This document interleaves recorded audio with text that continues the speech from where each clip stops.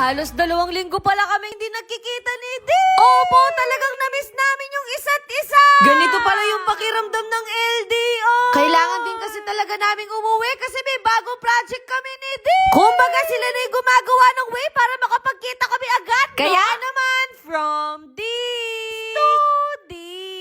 Alas 6 pa nga lang ng umaga, nandito na kami sa airport. Kasi naman, susunduin namin si Chawat kasi galing silang Malaysia. Wala pa kaming tulog dito pero nawala yung pagod ko nung nakita ko si Di. Grabe, parang 1 taon din kaming hindi nakikita. Alam nyo din kasi, parang halos araw-araw na kami magkasama. Nabigla nga ako, bagong look si Di ngayon, parang pinaghandaan niya. Sigurado marami nagtataka, nasa Japan lang ako kahapon pero nasa Pilipinas na ako ngayon.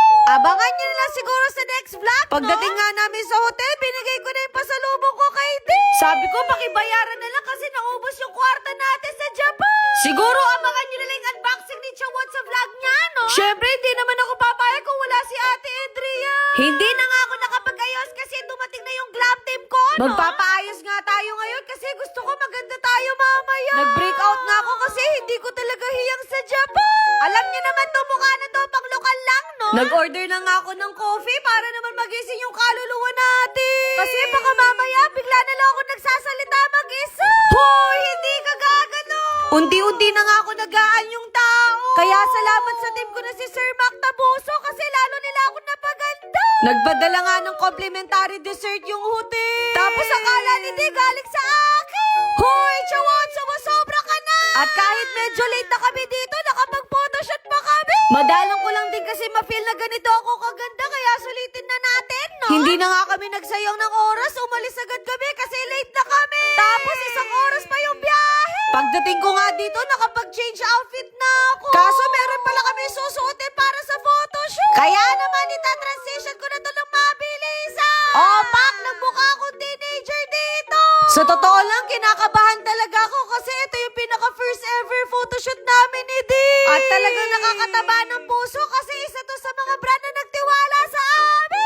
2 layout nga pala yung gagawin namin ngayon. Kaya naman inuna na nila akong i-photoshoot. Nung una, medyo nahiya pa ako pero naging komportable din ako, no? Sobrang maasikaso nga yung mga tao dito kaya nawala na yung hiya ako. Hoy, wala ka talagang hiya. Proud din talaga ako na sunscreen user talaga ako ng hikari. Kasi kapag tinatamad ako mag-makeup, ito lang yung ginagamit ko. Hoy, ang lagkit ng tingin niya. Isipin mo yung ginagamit ko lang na product noon, ngayon ambassador na ako. Etong sabon din kasi yung rason kung bakit naging glowing yung balat ko. Ewan ko ba sa dalawang to, anong nakain, bakit sobrang sweet? Wala akong masabi kundi maganda lahat ng picture ko, no? Ngayon, si Di naman yung ifo-photoshoot. Kung dati napapanood ko lang yung mga ganitong ganap ni Di.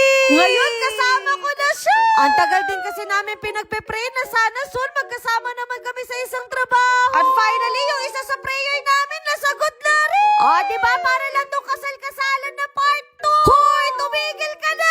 Bigla tuloy nag-flashback sa akin nung 2021, mga nene at totoy pa kami. Ngayon, mga dalagat binata na kami, no? In fairness, lahat ng mga shoot namin magaganda at walang tapo. Hindi pa nga kami kumakain ng almusal, kaya sakto dumating na yung lunch namin. Kaya talagang nakipagunahan na ako kasi gutom na ako. Iba pa naman ako magutom, nangangagat ako. Hoy, kailan ka pa naging aso? Eto pala yung next outfit natin from Whoopi Clothing. Habang naghihintay nga kami, may bisita akong dumating na si Rick. Kasabayan ko din siya noon sa mga sayawan noon, kaya naninibago na ako. Alam niyo naman, puro na ako from this to this, no? At ngayon nga, ipapakilala na ako ng isa sa mga ambassador ng hikari.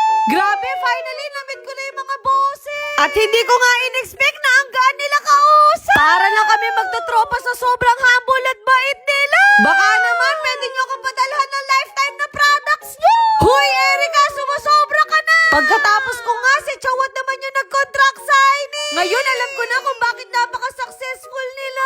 Hindi lang dahil maganda yung produkto nila, kundi maganda din ang puso nila. Ako kasi feeling maganda lang ako. Meron din pala kaming ibang content creators na kasama dito. At grabe, ang gaganda nilang lahat. At hindi ko nga in-expect na may kaparehas pa pala akong dami. Diba may katwini pa ako, no? Aminin nyo, para di kami mga contestant ng Miss Universe. Tapos ako yung hindi nasama sa top 5. Aray ko. Mabilis ang nagpalit din ako ng damit kasi magla-livestream pa kami ni Di. Sa lahat ng walang tulog, kami pa yung may energy. Sabi nga nila, hanggat bata ka, yun lang.